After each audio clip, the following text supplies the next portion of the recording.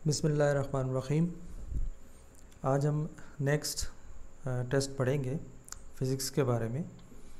उम्मीद करता हूँ कि आप पहले तमाम टेस्ट आपने कर लिए होंगे। ये भी बहुत इम्पोर्टेंट टेस्ट है, इसमें बहुत ही इम्पोर्टेंट क्वेश्चंस मैंने इंक्लूड किए हैं। तो two small charge spheres are separated by 2 mm।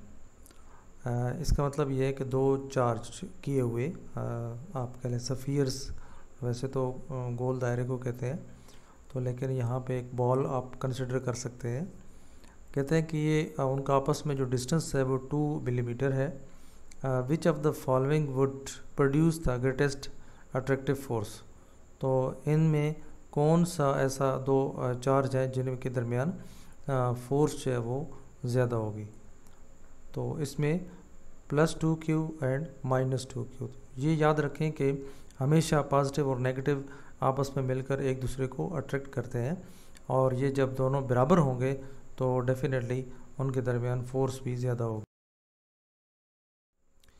Next है electric fields lines. Electric field lines क्या होती हैं, तो इनमें आपने ऑप्शन बताना है। तो इसका जो करेक्ट ऑप्शन है वो ये है, नेवर क्रॉस ईच अदर, यानी कभी एक दूसरे को क्रॉस नहीं करती। तो इलेक्ट्रिक फील्ड जो है वो हमेशा ट्रेवल तो करती है, लेकिन कभी एक दूसरे को क्रॉस नहीं करती। Capacitance is defined as. Capacitance का फार्मूला आपने पढ़ा होगा फिजिक्स में। तो कैपेसिटेंस का फार्मूला क्या है, Q/V। ठीक है, क्योंकि ये Q = CV होता है, और C जो है जब हम निकालेंगे तो वो Q/V हो जाएगा। नेक्स्ट है an electric current in conductor is due to the flow of. Conductor कहते हैं वो चीज़ें जिसमें से करंट गुजर सकती हो। तो इलेक्ट्रिक करंट जब भी कंडक्टर में से गुजरेगी तो वो क्यों गुजरती है, due to the flow of, यानी फ्लो कहते हैं गुजरना, चलना। तो ये हमेशा फ्री इलेक्ट्रॉन की वजह से कंडक्टर में इलेक्ट्रिसिटी जो है वो, इलेक्ट्रिक करंट जो है वो मूव करती है। नेक्स्ट है what is voltage across 6 omega register when 3 ampere of current passes through it. तो कहते हैं कि अगर वोल्टेज जो है रजिस्टर्स के अक्रॉस 6 ओम हो तो, और 3 एम्पियर की करंट हो, तो उसमें फिर वोल्टेज क्या होगी। अच्छा, रजिस्टर्स जो है वो 6 ओमेगा है और करंट जो है वो 3 एम्पियर है, तो वोल्टेज अपने बतानी है। तो वोल्टेज जो है वो दोनों को सिंपली मल्टीप्लाई कर देना है, तो 18 वोल्ट आ जाए।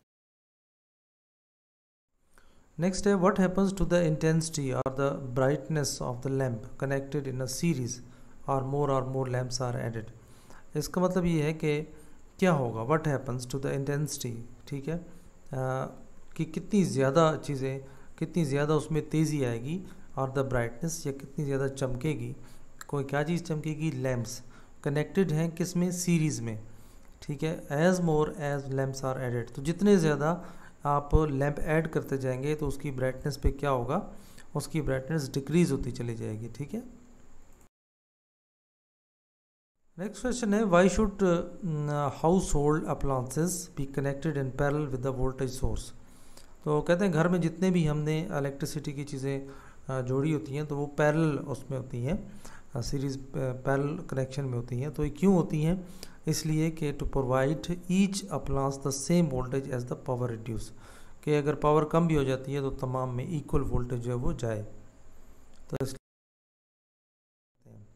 इलेक्ट्रिक पोटेंशियल एंड ईएमएफ, ठीक है, इलेक्ट्रोमोटिव फोर्स और इलेक्ट्रिक पोटेंशियल जो है ये दोनों आपस में क्या होते हैं, ये दोनों आर द सेम टर्म्स, ये दोनों बेसिकली एक ही टर्म्स हैं। ठीक है, नेक्स्ट है when we double the voltage, कहते हैं वोल्टेज को जब हम डबल कर देते हैं एक सिंपल इलेक्ट्रिक सर्किट में, तो फिर हम क्या डबल कर देते हैं, करंट। तो करंट भी उसके साथ डबल हो जाती है। नेक्स्ट है if we double both the current and voltage, यानी करंट को भी डबल कर देते हैं और वोल्टेज को भी डबल कर देते हैं किसी भी सर्किट में, जो जबकि उसका जो रेजिस्टेंस है वो हम कांस्टेंट रखते हैं, तो पावर फिर क्या हो जाती है, पावर भी डबल हो जाती है। व्हाट इज़ द पावर, यानी power rating of a lamp एक लैम्प का पावर रेटिंग क्या होगा जब हम उसे कनेक्ट करते हैं 12 वोल्ट सोर्स के साथ, ठीक है, व्हेन इट कैरीज 2.5 एम्पियर्स, और उसमें 2.5 एम्पियर करंट होता है, तो उस वक्त उसकी पावर क्या होगी, 30 होगी, ठीक है, निकाल सकते हैं।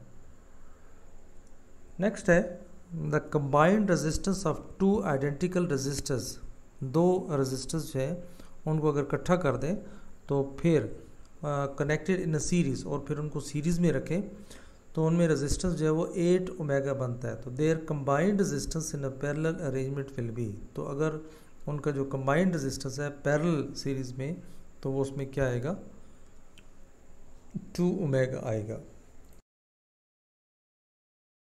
विच statement is true about the magnetic poles, magnetic poles के बारे में कौन सी स्टेटमेंट यहाँ पे ठीक है। हमेशा याद रखें कि जब भी single magnet pole does not exist, तो सिंगल इसमें ये जो स्टेटमेंट है कि सिंगल मैग्नेटिक पोल जो है वो कभी भी एग्जिस्ट नहीं करता, हमेशा दो पोल्स होते हैं, ठीक है, कोई भी पोल्स है उसके दो साइड्स होते हैं। What is the direction of magnetic field lines inside the bar magnet, यानी बार मैग्नेट के अंदर मैग्नेटिक फील्ड की जो डायरेक्शंस है लाइंस की वो क्या होती है, तो वो हमेशा याद रखें कि वो साउथ पोल से नॉर्थ पोल की तरफ होती हैं, ठीक है, यानी जनूब से शुमाल की तरफ। The presence of magnetic field can be detected by, यानी कहीं सी भी जगह हमने ये देखना हो कि यहाँ पर मैग्नेटिक फील्ड मौजूद है कि नहीं है, तो हम किस चीज़ से डिटेक्ट करते हैं, वो हम मैग्नेटिक कंपास से डिटेक्ट करते हैं।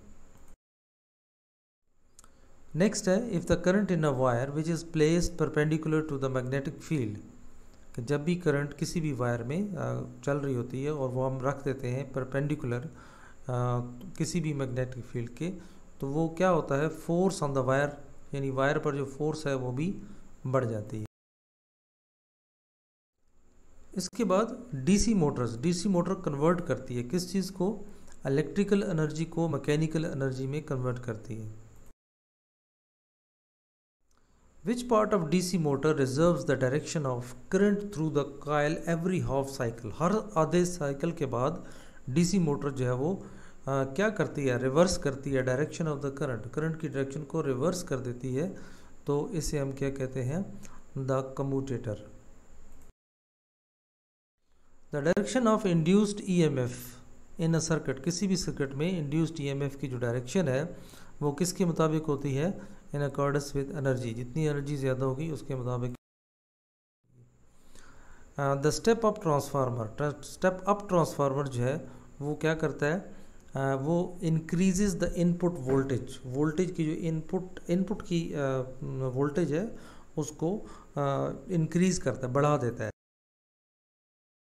The turn ratios of the transformer is 10, यानी किसी भी टर्न रेशो उसके अंदर जो काइल्स होती हैं उसके अंदर उसकी टर्निंग जो है वायर्स की वो क्या है, 10 है, तो इट मीन्स कि उसमें क्या चीज़ मौजूद है, n is equal to n by 100, ठीक है, n s divide is equal to n p divide by 100। The process by which electrons are emitted by hot metal surface, किसी भी हॉट मेटल सर्विस से जब भी इलेक्ट्रॉन निकलते हैं तो उसको हम क्या कहते हैं, उसको हम थर्मियोनिक एमिशन कहते हैं, ठीक है, अगर वहाँ पे सिर्फ एमिशन भी लिखा हो तो फिर भी जवाब ठीक है। नेक्स्ट है the particles emitted from a hot cathode surface, cathode surface इसकी सतह से जब कोई भी पार्टिकल्स निकलते हैं तो उसे हम क्या कहते हैं, उसे हम इलेक्ट्रॉन्स कहते हैं। नेक्स्ट है the logical operation performed by this gate, ठीक है, गेट कब आपने पढ़ा होगा, इसका जो लॉजिकल ऑपरेशन है वो क्या है, NAND।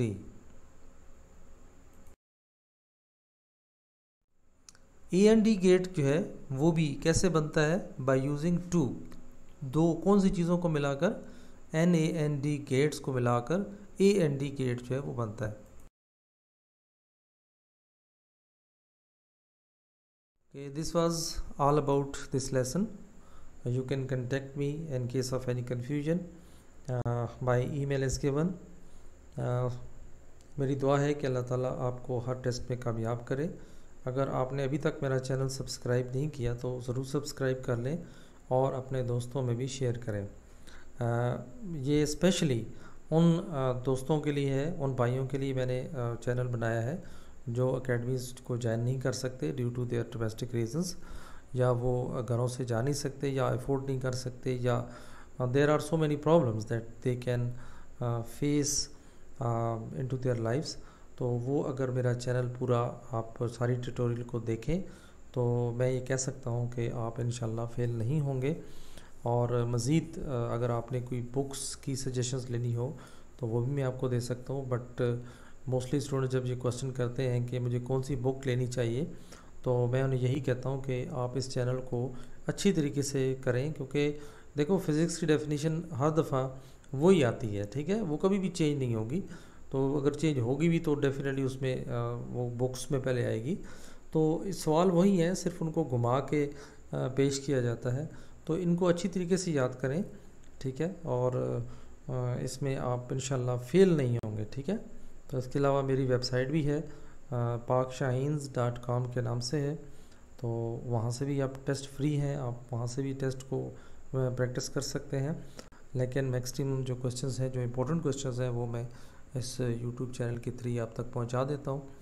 दुआ में याद रखें। अल्लाह हाफिज़।